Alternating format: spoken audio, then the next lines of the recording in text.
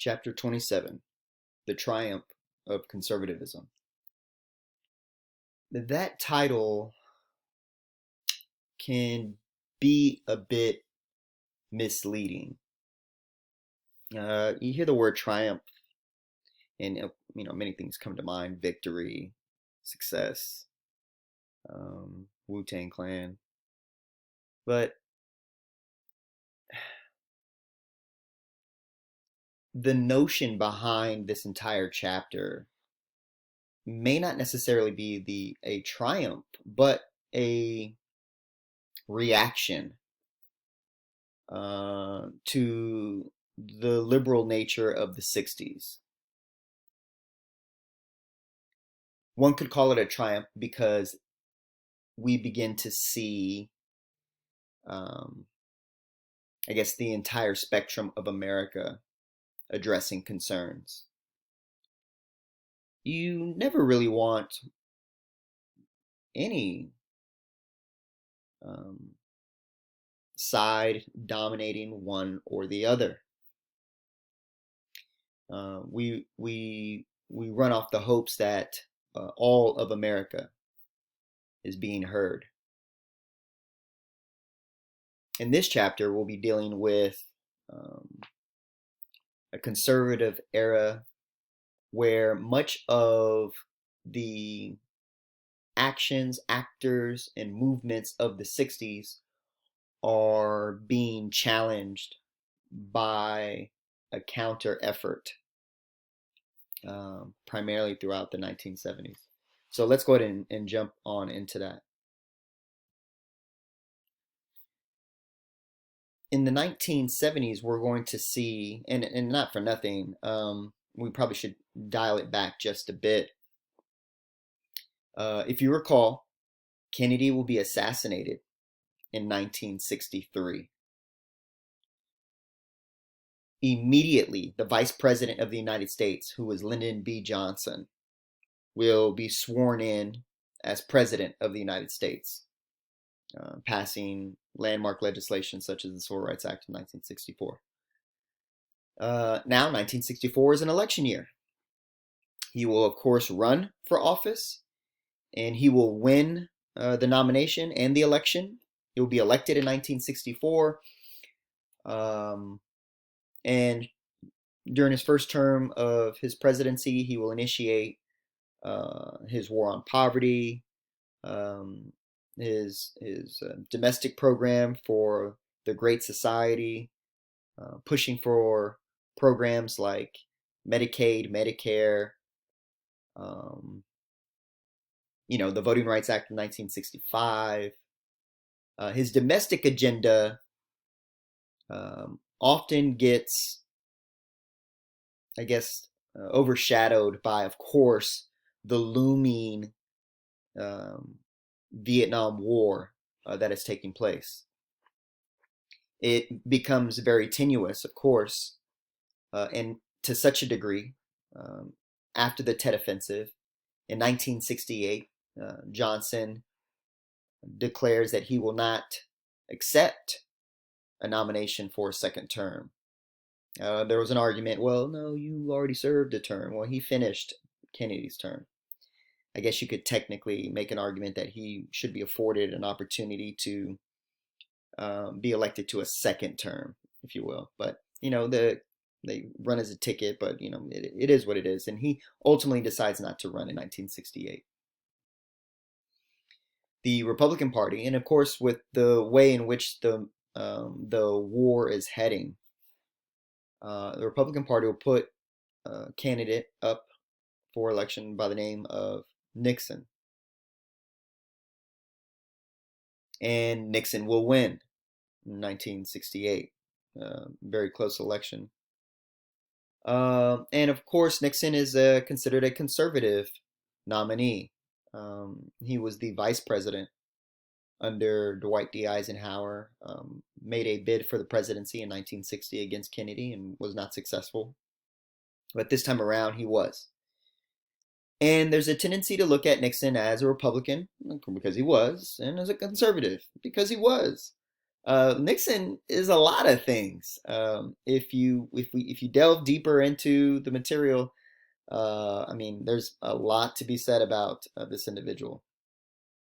Some positive and a lot not so positive. One thing that is interesting, though, is the notion that conservatives of that era were not progressive in, I guess, today's sense. Whereas Nixon back in the day spent lavishly on social services and environmental initiatives. Um, we're going to see during his administration, the proportion of Southern black students attending integrated schools will rise from 32% to 77%.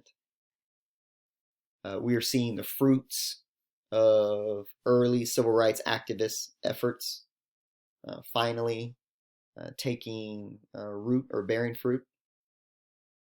Under Nixon's administration, they were going to propose a federal government guarantee for a minimum income for all citizens. That was proposed. It wasn't um, successfully enacted. But the point in bringing that up is that the fact that this is even a consideration, a conversation piece, a minimum income for all American citizens.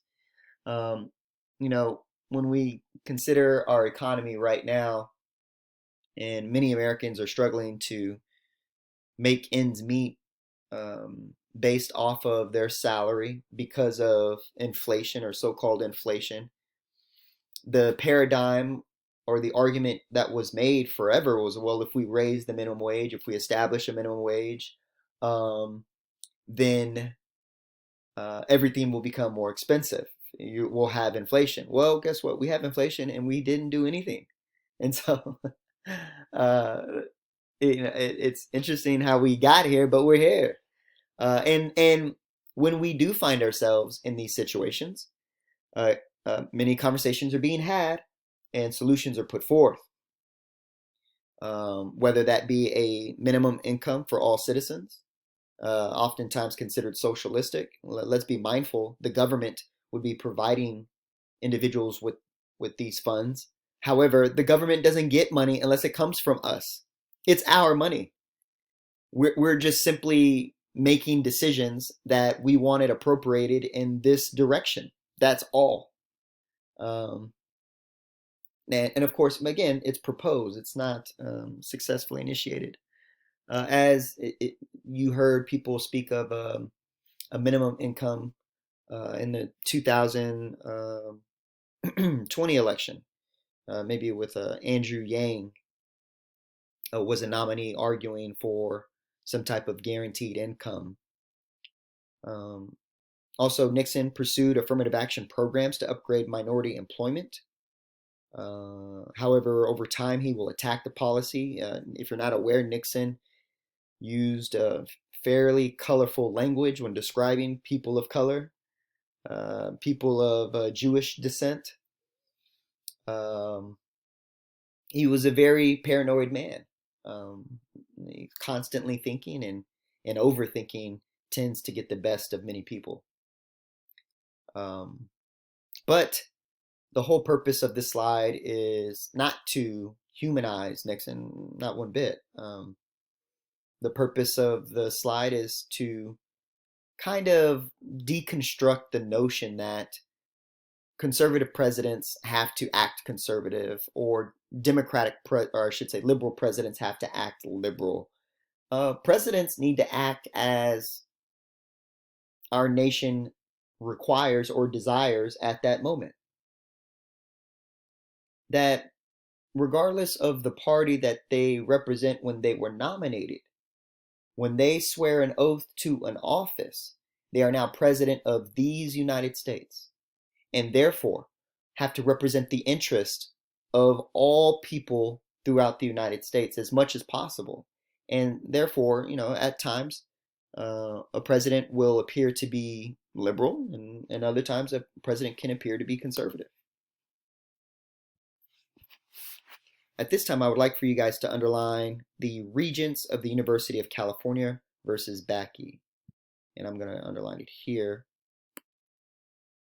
It's in this Supreme Court case, and it's fairly controversial because of not necessarily what it establishes. I mean, that's for sure. We'll delve into that, but maybe the lack of clarity regarding the execution or implementation of such. How do we go about this? So this Supreme Court case revolves around a young man who was a veteran, um, highly intelligent, white male, and he was applying to medical school and was denied. I think it was along the lines that he was being denied because of his age, which is even more interesting or crazy. But nonetheless, he was aware that they had an affirmative action policy, and he challenged that policy because he felt that the affirmative action policy uh, discriminated against him and his desires to attend medical school there. And if we're not aware, affirmative action is an idea that will become policy, but the idea is that it doesn't guarantee you anything. It just means that uh, they can't deny your application. Affirmative action, there's a tendency to believe that, well, if this individual were white, would he get in? And an argument is being made with affirmative action, and there's evidence to probably to um, show proof to that. Yeah, at times there were certain institutions and agencies that were arguing that because of one's minority status, that they had to overcome more hurdles than, I guess, a white person's status. Now, there's a lot of assumptions being made there, and there are racial assumptions being made there. The argument behind this is that um, minorities, uh, all minorities struggle. There's another assumption that's being made that all whites do not struggle. Now, if we play that game, yeah, that's discriminatory based on on the basis of race. There are assumptions being made. However, historically speaking, now we can't look at anomalies and um, and take those as a broad brushstroke across the board. What we can do is historically look at treatment of people throughout U.S. history, and we can find over and over and over again people have been categorically denied access, resources, discriminated against because of this and because of that. Now, what's interesting about Mr. Bakke is his lawyers will argue that his denial into medical school violated his the Equal Protections Clause as found in the 14th Amendment. Okay, but fair enough. That's great that you know that and that you understand that. And if you think that you are being denied protection underneath the 14th Amendment, imagine, imagine how many people of color or how many minorities in this country since the 14th Amendment, which was passed during Reconstruction, the 19th century, almost 100 years ago. We have generations of people who were not afforded an opportunity before the Supreme Court to argue on behalf of equality. Don't forget Plessy versus Ferguson, legalizing the segregation of almost all of the United States. I'm not saying that the man isn't wrong, and we don't have to play catch up per se. However, the notion behind an affirmative action is that there should be temporary equity to ensure or protect long-lasting equality. That doesn't mean affirmative action should stay around forever. There should be there can be limits to this, so bear with me. If any of you guys have ever played sports before, if you've ever ran track before, when the race is short, meaning that we don't intend for this to be long, What the organizers of the competition will do is they'll stagger the runners. And why? Well, because if somebody has the inside lane, then it's going to be shorter for them. So there's an advantage there.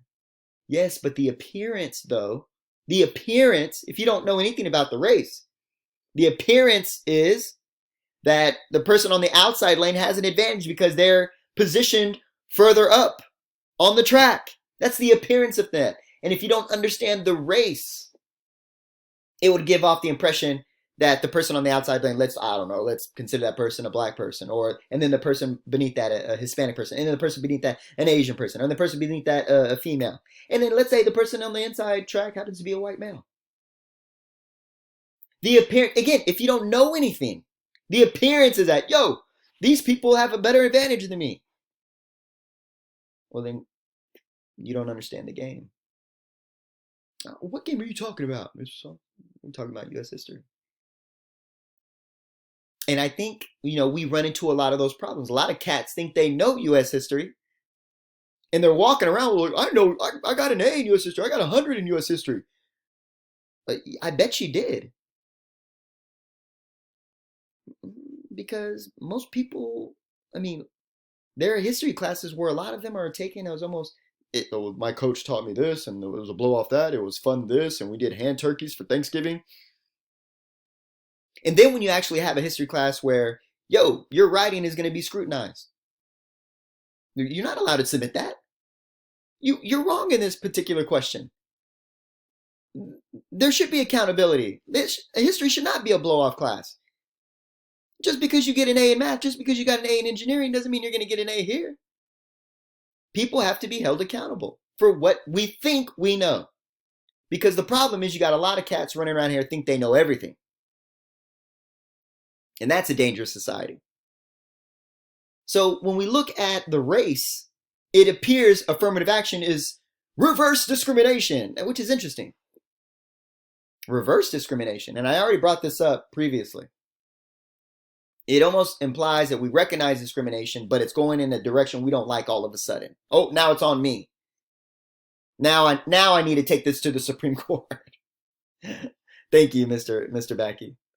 No disrespect to the dude, man. Like, get yours. And you know what? Not for nothing. He's a decorated American, and he deserves every opportunity that can be afforded him. Ultimately, in this Supreme Court case, they will affirm in 1978, affirmative action is okay.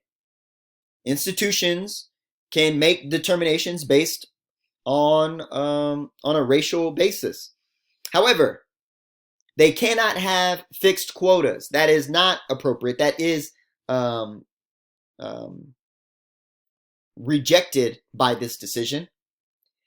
The case will then be brought up again in 2003 in another close decision.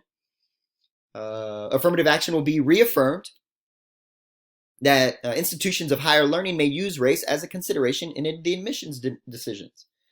Again, this is temporary. Now, if you're aware of track and field in general, if you run longer races, let's say you run a mile, they don't stagger. Because in longer races, you don't need it. The cream will rise to the top. So, maybe affirmative action doesn't have to be around forever. But let's understand why it's around at all. And I think that gets lost in the conversation.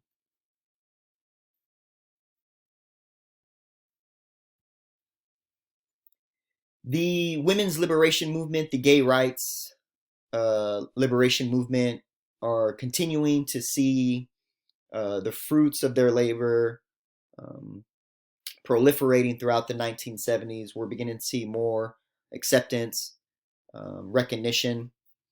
More and more women are entering the workforce. They're experiencing discrimination still. They're experiencing sexism still. However, women are making their way and earning an income to such a degree and educate and exposed to information to such a degree that they realize, I don't need this relationship. I don't, I, it does not benefit me one bit. And this will upset men, of course, because for some, that may be the only control they have. That, well, I'm the breadwinner, I provide. And that's their form of control or power. And you know, like, you know, and if women are inclined and provided opportunities to achieve economic independence, um, then they will also seek independence in other areas. So divorces will rise. More and more women will make decisions to never get married. More and more women are making decisions that they don't want to have children. And these are the consequences of having options. They've always been options for men. They've always been options for men. It's just now that women have these options as well. And now that's a problem for some reason. So there will be a need for further legislation or policy protecting women who are facing like a backlash towards their desires for equality. And again, that's what this whole chapter is about. It's about exploring the reaction to this exploratory moment in American history during the 20th century where we're grappling with the notion, yo, everybody should be treated equally, or can we do that? And some people are always going to be like, no, we can't do that because then I'll lose this. So we have Title IX. Now, Title IX back then is completely different from Title IX today. Originally in 1972, Congress approved legislation that banned gender discrimination in higher education. So the notion behind Title IX was, well, if we are affording 14 scholarships for a football program, which women are not allowed to compete in, then we have to provide 14 scholarships in any other avenue for women to have access to. It was stuff like that. Now, Title IX includes a multitude of things that protect people across the board, not just females, but males too, from discrimination in a sexual nature. So we see the evolution of that legislation or these policies as America continues to grapple with this taboo subject. As conservative or as concerned we are about certain sexual things. I mean, America probably is the number one producer of pornography, but yet we don't want to talk about it. We'll appreciate the notion that sex sells in a capitalistic society, but we don't want to talk about it, and that can't be my kid. But nonetheless, the revolution continues. In 1973, the American Psychiatric Association will remove homosexuality from its list of mental disorders. So we're seeing progress in that area. That as late as 1973, homosexuality was seen as a mental disorder.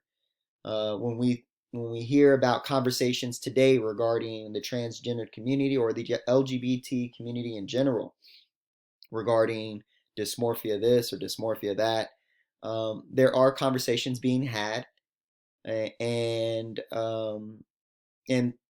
the more conversations we have, the more understanding we might have, and a better perspective can develop. But obviously, this is something that requires time and communication.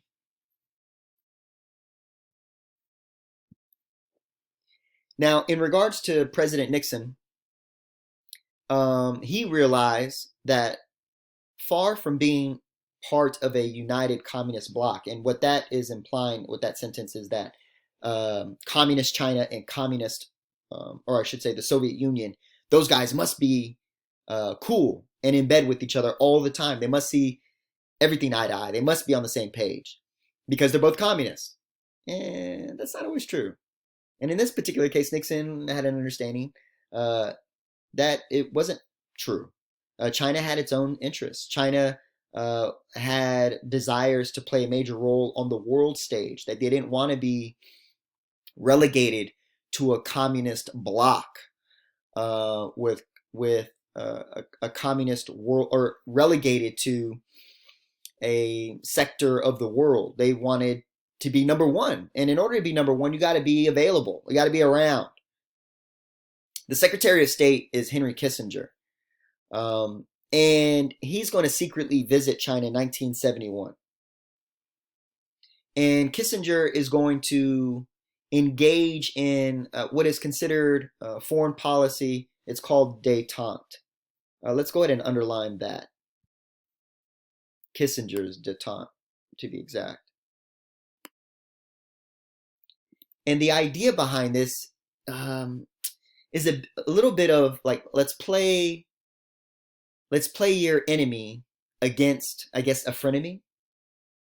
In that he hoped if he could slide on in to China's DMs to a degree, and give off the impression that there could be coexistence, there could be cooperation.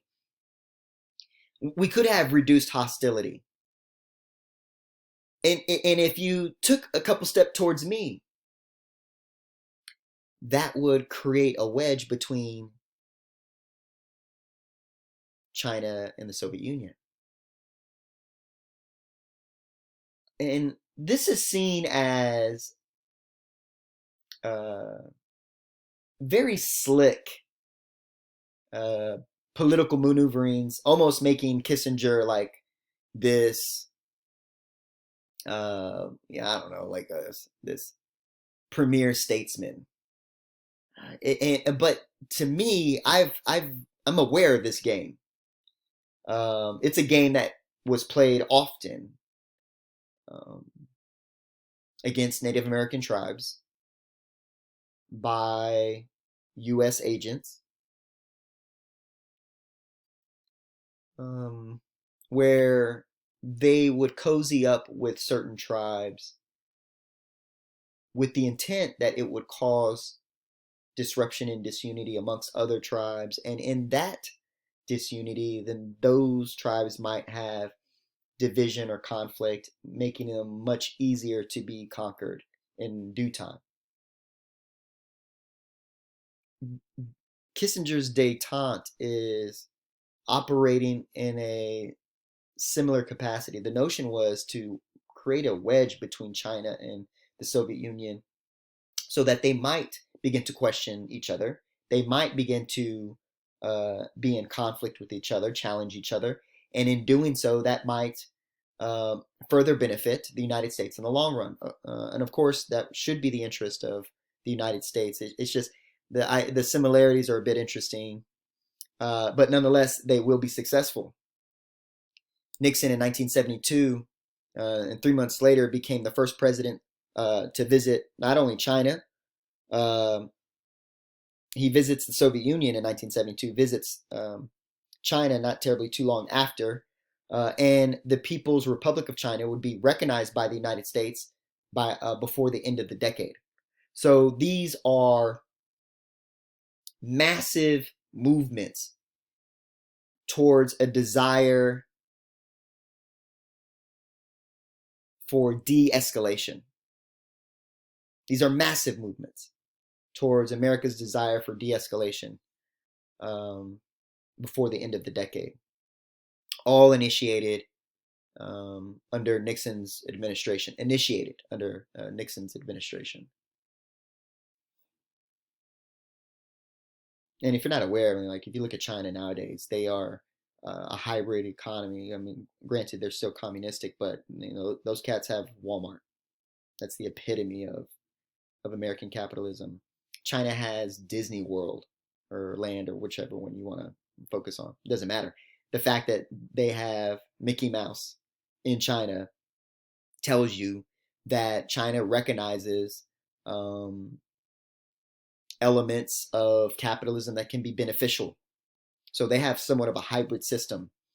Now, their civil rights policies are a bit to be desired, or not desired, but they should be questioned. And it's interesting. We can look at America maybe imitating some of what China does economically or socially.